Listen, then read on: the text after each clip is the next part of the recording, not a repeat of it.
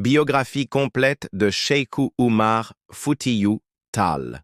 Cheikhu Umar Foutiyou Tall, aussi connu sous le nom d'El Hadj Umar Tall, est né vers 1794 à Alwar, un petit village du Fouta Toro, dans le nord du Sénégal. Issu d'une famille pieuse, il grandit dans un environnement où l'éducation religieuse occupe une place centrale. Dès son plus jeune âge, il mémorise le Coran et reçoit une formation approfondie dans les sciences islamiques. Très tôt, Umar Tall se distingue par son intelligence, sa piété et son ardeur au travail. Jeune homme, il entreprend un voyage extraordinaire qui marquera toute sa vie, le pèlerinage à la Mecque. Ce voyage, long et difficile à l'époque, dure plusieurs années. Sur la route, il séjourne dans plusieurs régions d'Afrique du Nord et du Moyen-Orient, où il approfondit sa connaissance des sciences islamiques auprès des plus grands savants de son temps. À la Mecque, il entre en contact avec la confrérie Tidjaniya, fondée au Maroc par Cheikh Ahmed Tidjani.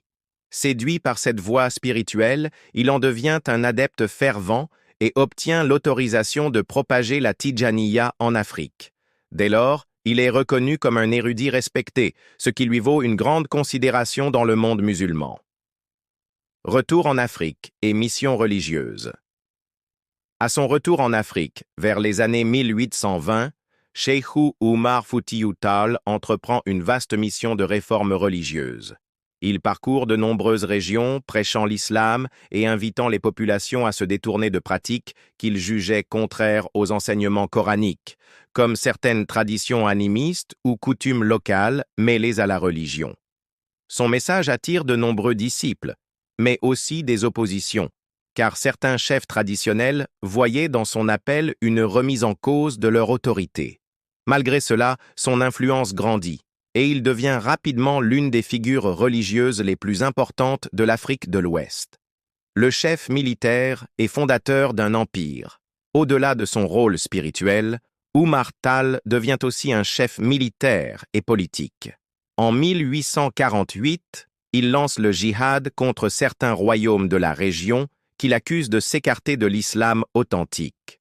Progressivement, il fonde ce que l'on appellera l'Empire tout couleur, un vaste territoire couvrant une grande partie de l'actuel Mali, Guinée, Sénégal et Niger.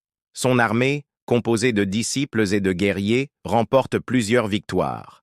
Il conquiert notamment le royaume Bambara de Ségou, important centre politique de la région. En 1861, il y installe sa capitale et poursuit son expansion vers le Makina, un autre empire musulman dirigé par les Peuls.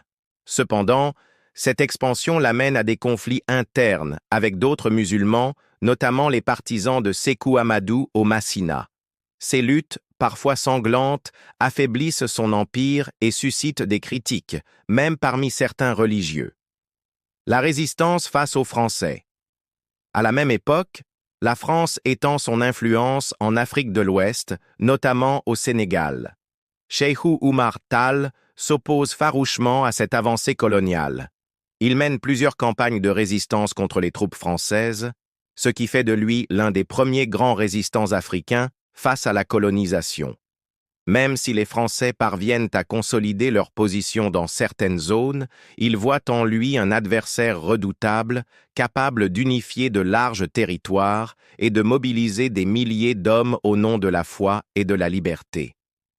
Sa fin mystérieuse. En 1864, lors du siège de la ville de Hamdalaï, capitale du Makina, Umar Tall disparaît dans des circonstances mystérieuses. Certains témoignages affirment qu'il est mort dans une explosion, d'autres soutiennent qu'il s'est retiré dans une grotte pour mourir en ermite. Cette disparition énigmatique a contribué à nourrir la légende qui entoure sa personnalité. Héritage et mémoire. Aujourd'hui, Cheikhu Umar Foutiyou Tall reste une figure majeure de l'histoire de l'Afrique. Comme réformateur religieux, il est reconnu pour avoir largement diffusé la Tidjaniya en Afrique de l'Ouest. Comme chef politique et militaire, il est admiré pour avoir bâti un empire et résisté à l'expansion coloniale. Comme héros historique, il symbolise la foi, la justice et la lutte pour l'indépendance spirituelle et politique. Son nom continue de résonner dans la mémoire collective, non seulement au Sénégal, mais aussi au Mali, en Guinée et dans tout le Sahel.